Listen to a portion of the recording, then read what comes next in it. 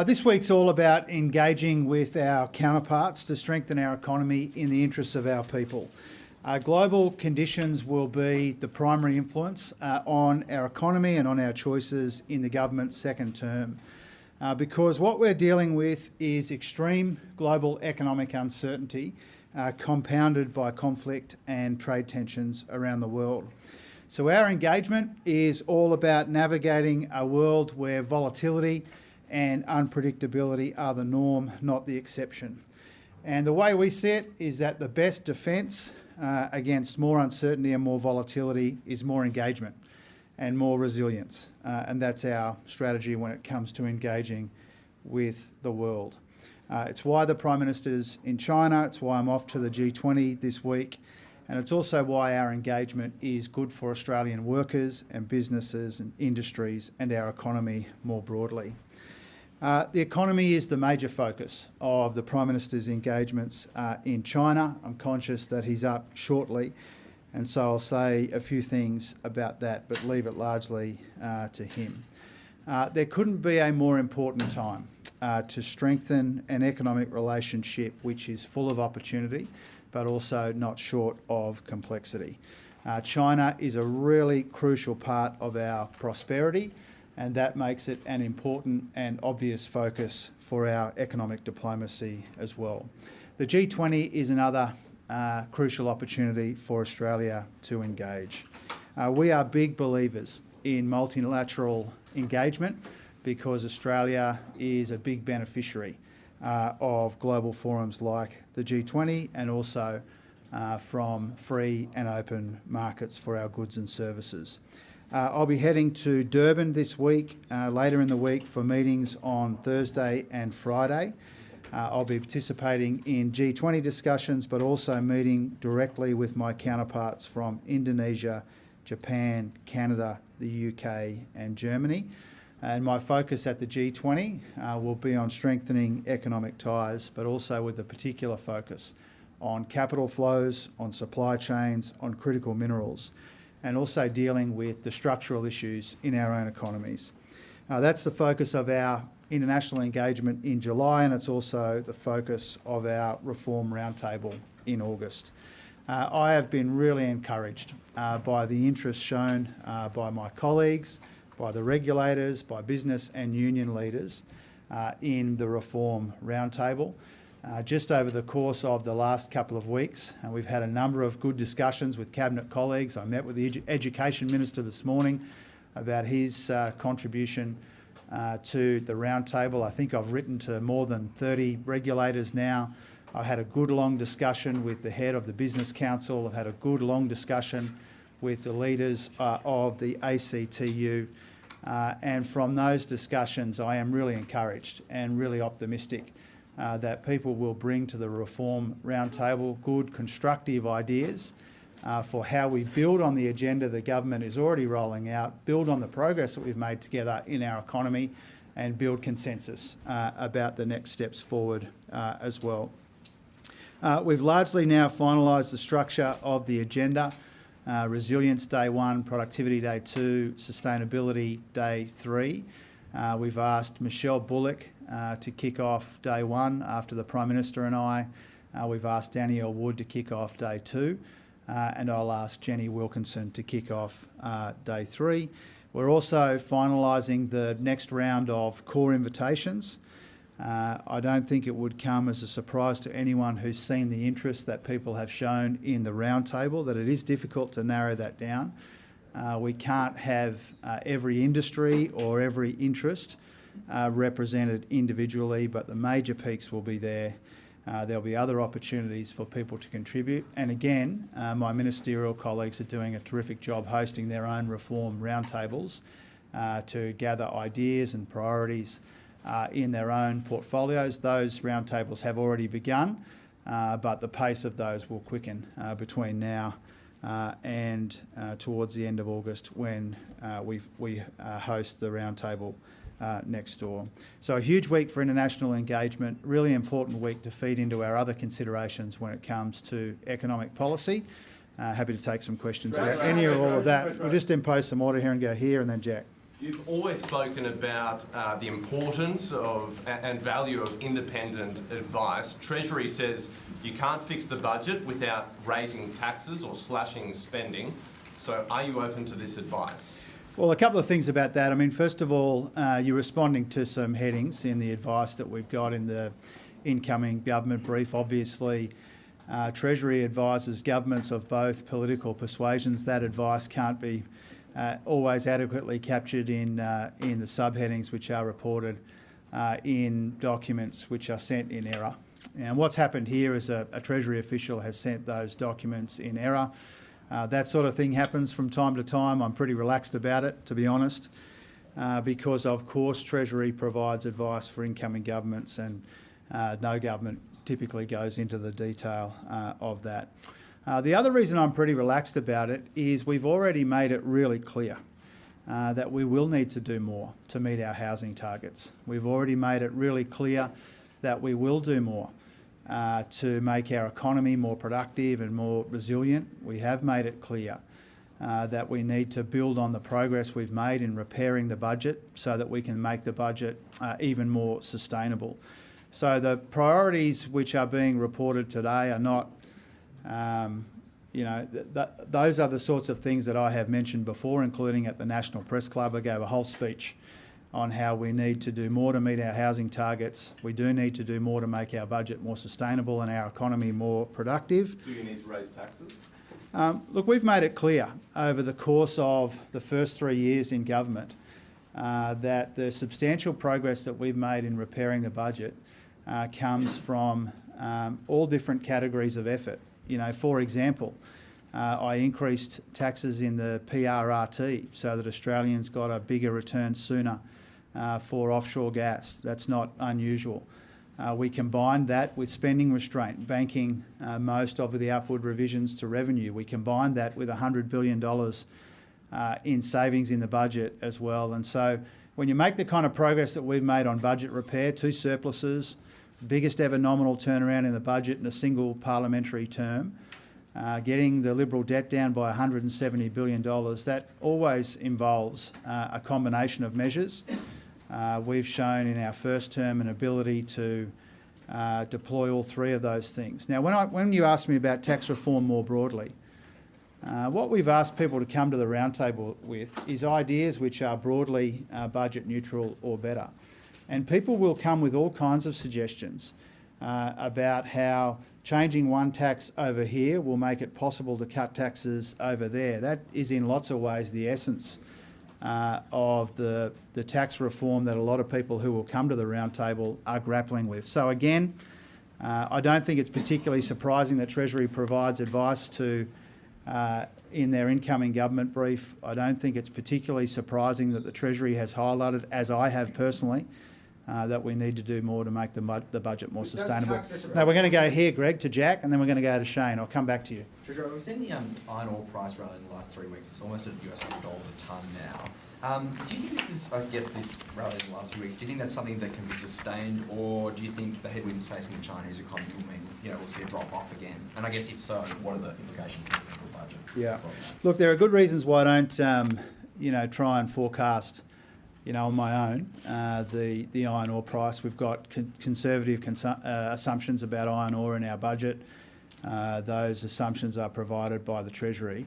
There has been a very modest tick up in the iron ore price in recent times, but it's been below the glide path in our budget at different times over the last little while as well. There's volatility in commodity prices, copper, oil, gold and other commodities as well, and we're seeing that in iron ore too.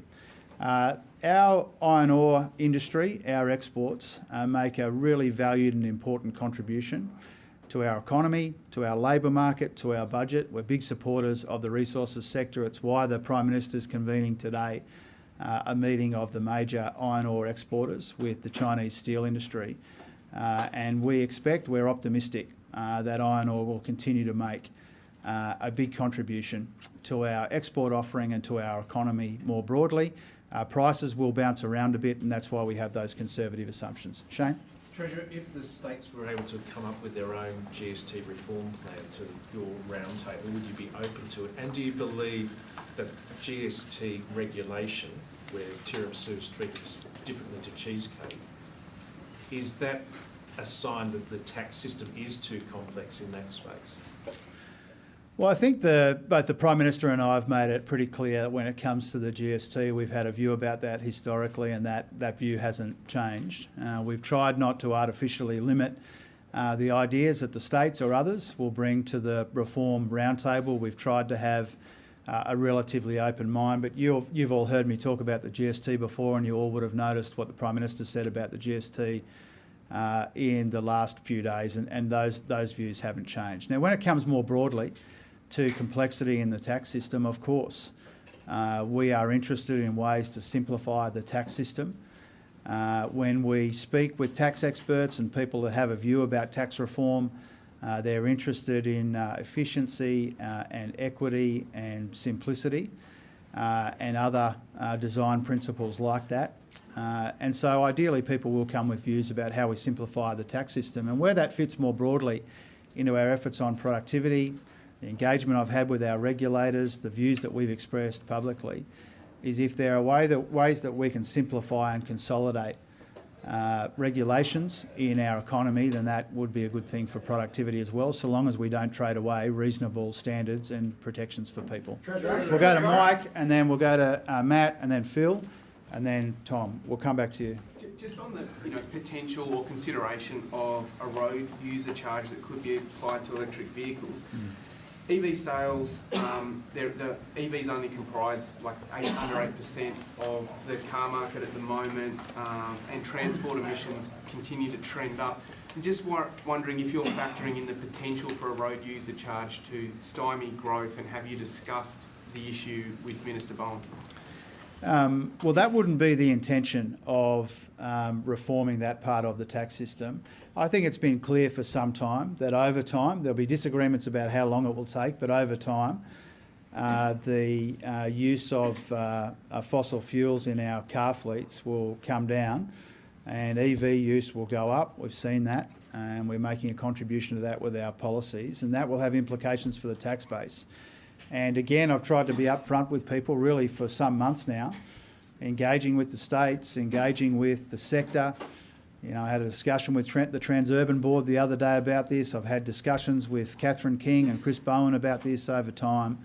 This is not a new development, and our interest in seeing what can be done over the medium and long term is not a revelation either. We flagged that for some time. Matt, then Phil, then Tom. Press Club, you mentioned tax as a percentage of GDP was lower than your spending as a percentage of GDP. Are you happy for that to stay the way it is? Do you think that the spending as a percentage of GDP would need to change, and can you point out anything specific that might need to be lowered, 8% spending growth in NDIS, etc.? And then just secondly, the Treasury advice mentioned building on super as part of reform as well. Will that be something important to bring up in the economic reform roundtable? Well, in reverse order, I think other people might bring that up. That's not been something that we've been working on. Our focus has been on the changes that we announced 2.5 years ago. On tax to GDP, our tax to GDP is lower than under John Howard. Our opponents say that John Howard was the gold standard. Our tax to GDP is lower. When it comes to spending to GDP, when we came to office, spending to GDP was about a third of the economy. We got it down to about a quarter of the economy. It settled around 26, 27, partly because of pressures from the care economy and other pressures. And what I tried to make clear at the Press Club is that we've done a lot to make the budget more sustainable, whether it be the NDIS, interest costs, aged care, and in other areas, $100 billion of savings, a couple of surpluses, the big turnaround in the bottom line. All of those things are making a helpful contribution to budget sustainability, but we need to look for ways to do more. And again, that's not a new thing. In all 4 of my budgets, working with Katie Gallagher, there's been a combination of savings, spending restraint, tax changes. because we want to make sure that part of our intergenerational responsibilities is making the budget more sustainable where we can. People will bring all kinds of ideas to the reform roundtable, and that's a good thing. Phil, then Tom. Thanks, Treasurer. On the super bill, Parliament's back next week. Is it a priority to get it through at least the lower house in the next couple of weeks? And have you or your office yet begun talks with Nick McKim, as you flagged, would happen in July? Yeah, as I understand it, we're working with his office to find a time. They have been very constructive about it privately and publicly in the discussions between the offices. I haven't had a direct conversation with Senator McKim as yet. I'm grateful for the constructive approach that they have flagged publicly. The start of Parliament's pretty congested with lots of demands on everybody's time. We will have a discussion at some stage, recognising that we can't pass legislation in the Senate on our own. But it won't be the first bill that we introduce into the Parliament. The Prime Minister's already made that clear that will be student debt relief. But will we see it in the next fortnight in some shape or form into the House of Reps? We haven't taken a decision on that yet. There'll be discussions to be had with the colleagues and with the crossbench. But we've already indicated that our legislative priority in the first week coming back is student debt relief. Tom? Thanks, I will come back to you guys. You don't have, it'll be fine. I'll come back to you. Tom? Thanks, Treasurer. I think the incoming government brief makes an assessment of the government's policies, your election commitments, and then gives advice about implementation.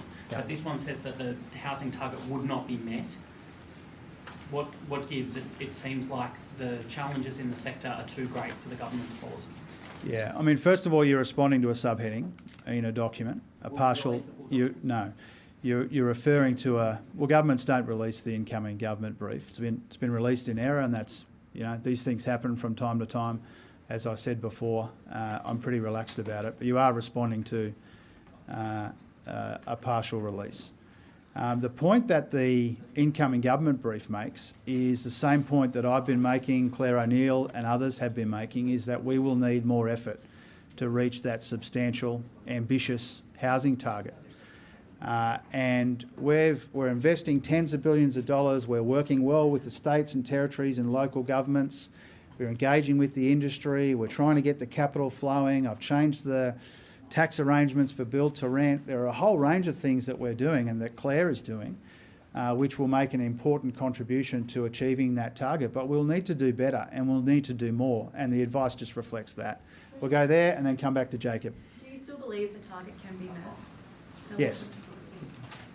Treasurer, there was another famous target in your first term which the opposition beat you over the head with at every opportunity on electricity prices and how much they would fall by. Was it a mistake to put a housing target out there like this that your own department now says won't be met? No, I don't believe so. We have to be ambitious in housing, and we are. And, you know, I think it would be strange if a government like ours saw the obvious challenges in housing and decided anything other than to try and be ambitious about building many more homes for people. And, you know, I find it strange that people want to limit our ambition when it comes to housing. You know, we'd rather have a big, ambitious, difficult target and work around the clock to meet it in all of the ways that I've run through today, than to continue the approach of our predecessors, which was to build too few homes. And, you know, it's not the worst thing from time to time for it to be understood in the broader community that this will be a difficult target to meet, but if we all do our bit, we all play our part as the Commonwealth has been willing to play, then we can build the homes that people desperately need. It's one of the defining challenges in our economy, and we're ambitious when it comes to trying to solve it. Treasurer, Charles, and then Katina. Charles, then Katina, and then we'll come around the front. The Prime Minister was clear during the election campaign that he would stake his job on increasing the rate of bulk billing. Given that the only people limiting the ambition on housing is the Housing Minister and the targets put out there, should there be more accountability to yourself, to the Housing Minister, if those targets aren't met? Well, first of all, we're talking about a target which is still 4 years away. And we acknowledge, as we have publicly on a number of occasions, that we need to do more and we need to do better to hit that target in 4 years' time. Now, we take responsibility for all of our efforts whether it's bulk billing, whether it's the housing target or in other areas. And again, it comes a bit back to the question that Jake asked me before. We're an ambitious government.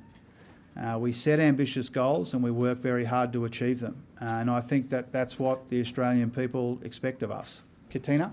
Thanks, Treasurer.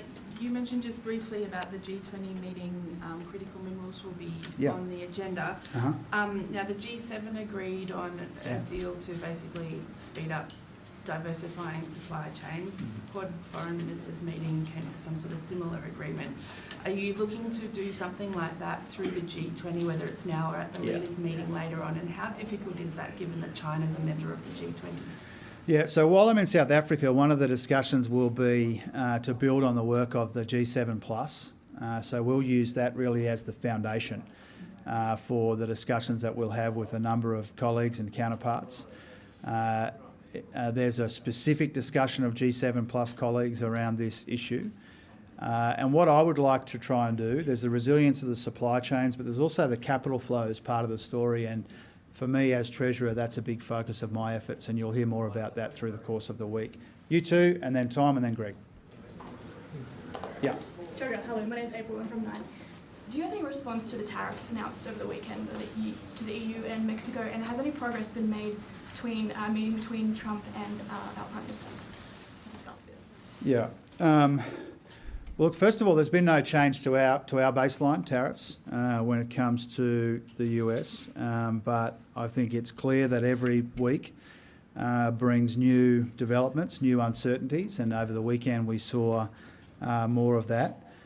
We work our way through the consequences for us of these sorts of announcements which come from time to time. When it comes to engaging with the US, we're engaging at a number of levels. The Prime Minister's already had 3 conversations with President Trump. I've had 3 conversations with my counterpart, Secretary Bessent. Minister Wong was meeting with Secretary Rubio the last week or two. So we're engaging at a whole range of levels with our American counterparts, but also in China, at the G20, really wherever and whenever we can. Special Envoy to Anti-Semitism Gillian Siegel has been found to, her husband's been tied to donations to Advance, and we've seen calls from some community groups that she should resign from her position. What's your response to that? Well, as I understand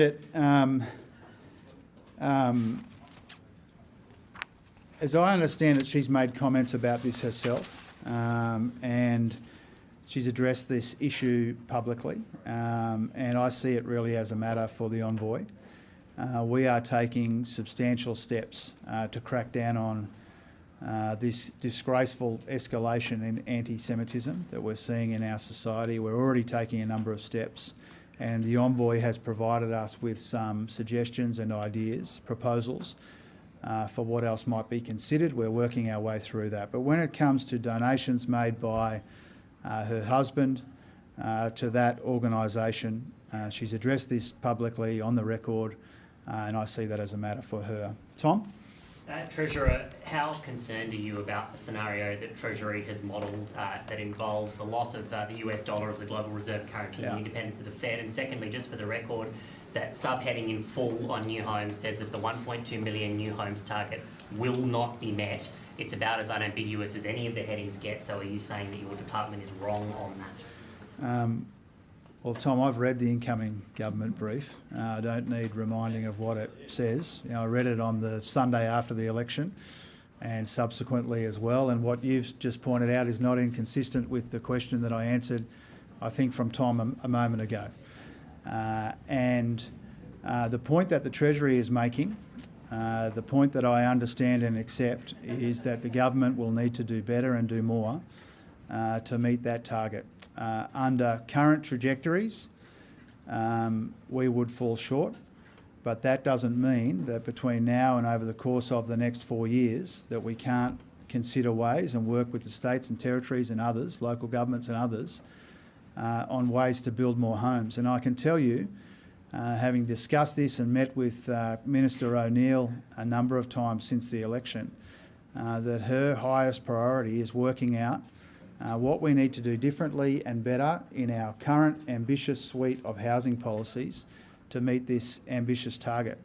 Now, when it comes to the part of the incoming brief about international conditions, you know, I welcome and I encourage the Treasury to think about best and worst case scenarios. I've always been like that since I've been Treasurer, and last time I was working in this portfolio, because I believe if you consider worst case scenarios, it gives you a better chance to work through them if they eventuate. It's the approach we took, the global financial crisis, it's the approach we take now. We've got to recognise this is the fourth big economic shock in less than 2 decades. It would be strange if Treasury wasn't advising me on the worst case scenarios, whether it's about bond markets in the US, currency exchanges, or other challenges to the global system. As I made clear at the very beginning, you know, this global economic uncertainty is really the primary influence on the government's second term. It's the thing that is most likely to constrain our choices and guide and shape our choices. And so I think what you're seeing in those headings released under the FOI is really the Treasury's best attempt at working out a whole range of scenarios. I appreciate that. I'm grateful for that work that they do because it helps me think through various scenarios, even if we think that the chances of that happening are remote. Greg. You've made the point, Treasurer, that tax as a percentage of GDP is lower than under the Howard government, and you've also made the point, you put it out there in your speech, that tax, as Matt said, tax as a percentage of GDP was lower than spending. So is it your view that as part of the reform process, tax as a percentage of GDP will need to increase to make the budget more sustainable? I'll give you exactly the same answer I give to your question that I gave to Matt a moment ago. Thanks very much.